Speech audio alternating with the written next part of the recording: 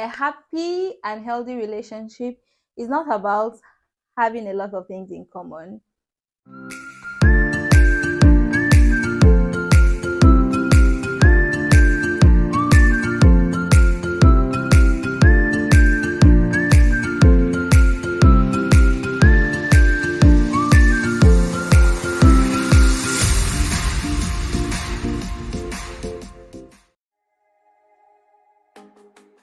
Hi everyone, welcome to my YouTube channel. My name is Vicky Efie.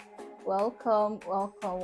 Today I bring a very important topic to you guys, and I know you will like it because this topic relates to each and every one of us. It's actually the things we need to talk about in our relationship. The things I need to talk about in my relationship, the things you need to talk about in your relationship, and the things we need to talk about in our relationship. To me, a healthy and happy relationship is not about having a lot of things in common. It's about knowing how to address your core differences in a way that supports each other's dreams and desires. And I came with like some few points I want to share with you guys. The number one thing on my list is love language. Talk about your love language. What is your love language? Is your love language money? Learn how to communicate. Is it physical touch? Is it appreciation?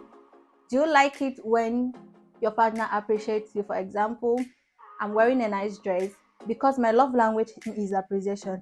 I like my partner to appreciate me, like, oh, you look nice, compliment me.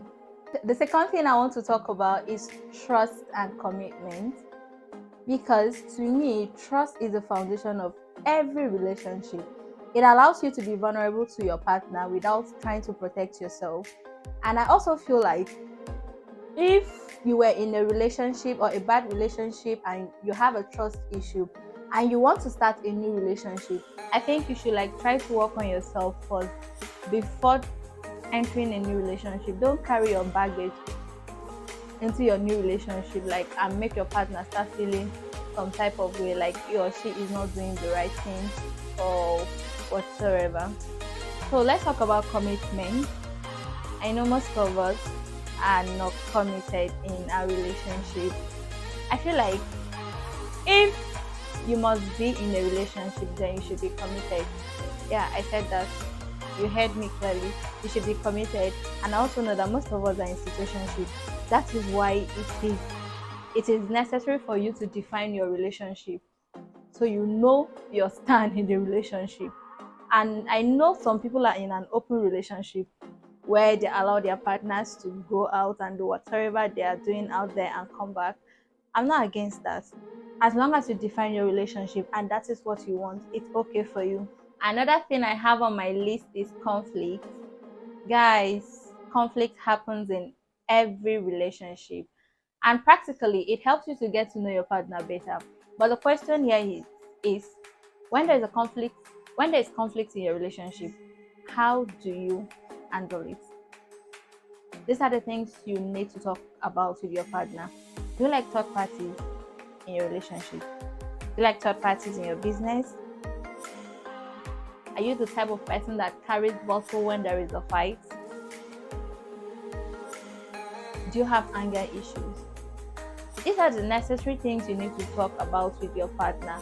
And when you people are fighting, are you the type of person that just wants us to talk about the thing and resolve the issue amicable? I think the best thing to do is to talk to your partner about it. Then you people come to an agreement on how to settle it. The next thing I have on my list is fun and adventure. What do fun mean to you?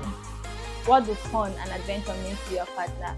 Because most people actually have different ideas of what fun and adventure means to them. By communicating with your partner, it makes it easier for you to understand what they like and what they do not like for fun. Because the key is to respect each other's sense of adventure and what it means to your partner. And the next thing I have on my list is dreams and personal interests. This is very, very important because what are you doing in a relationship when you and your partner are not talking about your dreams? your personal interests. What are your aspirations? What do you want to become in life? How much do you want to make in the next how many years? These are your dreams. Communicate with your partner, because your dreams and your partner personal interest is very, very important. You have to be able to communicate these dreams and also encourage each other in order for it to come to pass. And the next thing I have on my list is money and expenditure. This particular one is very, very important. The money and the expenditure part of it is important, because to me, I feel like if you must be in a relationship, then you should be planning ahead. Like, you should plan for the future. You're not just going to be in a relationship. I know some people be in a relationship for fun, but now I'm talking about people in serious relationship, not those that are in a relationship for fun. So if you're in a serious relationship and you're planning towards marriage, you should talk about the things you actually want to be doing in your marriage, right? So when you people are married, how are you people going to be spending your money? Are you people, do you people like joint accounts? To me, I feel like me and my spouse will have a joint account. We are going to have like 4 different accounts: joint accounts, my personal account, his own personal account, then accounts for the for our bills, our children bills, differently, making it 4. And also, you need to talk about how to keep track. You have to track how you spend your money. It's very, very important, because it will help you to manage your finance. Another thing I have on my list is respect. Respect is the greatest thing in the relationship. I feel like it is very important. In fact, it's not like it's very important. It is just okay for you to respect your spouse. Respect him, respect her. You don't just respect her outside, but when you're inside, you disrespect her. You don't just respect her outside or respect him outside, but inside the house, you're not respecting each other.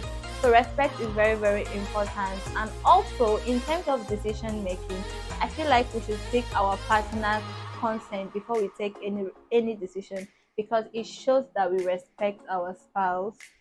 Lastly, guys, I want to talk about deal breaker. Deal breaker.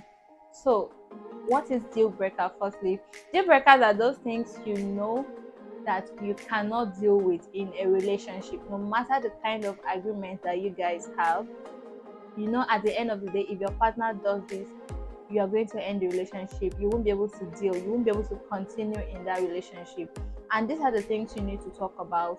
That is why communication is very, very important. So now, the number one thing on my list is cheating. Is cheating your deal breaker? If cheating is your deal breaker, communicate it. Is it verbal abuse or emotional abuse? You know, all those people that when they're having problem with their partner, they'll be abusing them. You are mad. You are is that your deal breaker? If that's your deal breaker, please communicate. Is your deal breaker domestic violence? Speak to your partner. I don't like domestic violence. If in any way I experience any form of domestic violence, I am leaving this relationship. Is it unnecessary spending? That's why I said earlier, it is very important for you to talk about your money and expenditure first, because I know some people, their deal breaker is unnecessary spending. In all being said, both the things I listed out and the ones I haven't spoken about, it is very important to always speak out in a relationship. Define your relationship. Tell your partner things you like and things you do not like. Listen to his or her own side and come to a conclusion. So guys, please do well to like, watch, subscribe to my channel and comment. Thank you.